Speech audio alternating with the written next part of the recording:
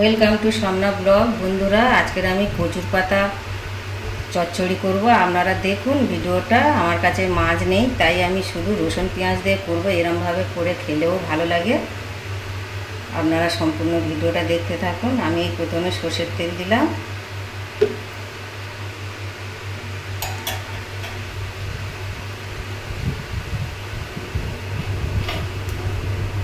তেল গরম হয়ে গেছে। এবার রসুন গ্রেট করে রেখেছিলাম ওটা দিলাম,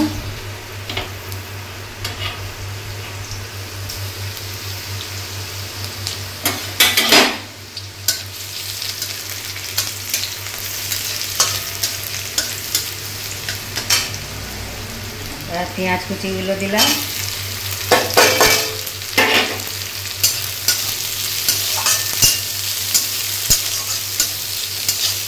ঘরে যা থাকে তাই দিয়ে খাবার বানিয়ে নিই।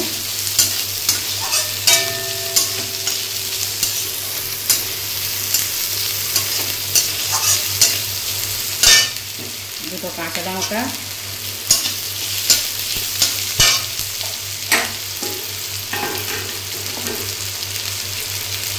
লবণ,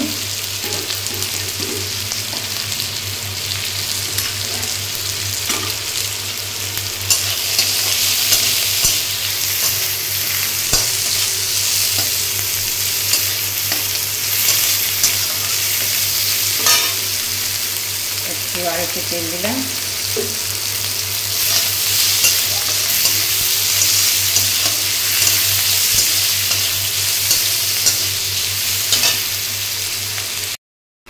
বেশি কিছু দিইনি বন্ধুরা, শুধু পেঁয়াজ আর রসুন আর কাঁচা লঙ্কা দিয়ে আমি এই কচুর পাতাটা করব।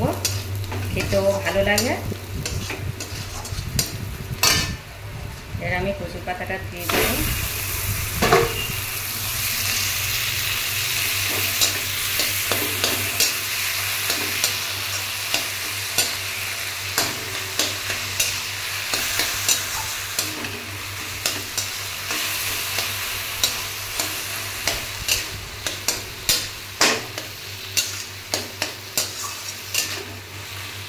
রসটা মরে গেলে নামিয়ে নেব। আপনারা দেখতে থাকুন। রস মরে গেলে দেখাবো কতটা শুকনো হয়েছে।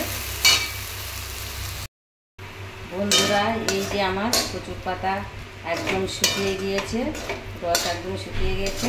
এটা খেতে খুব সুন্দর লাগে।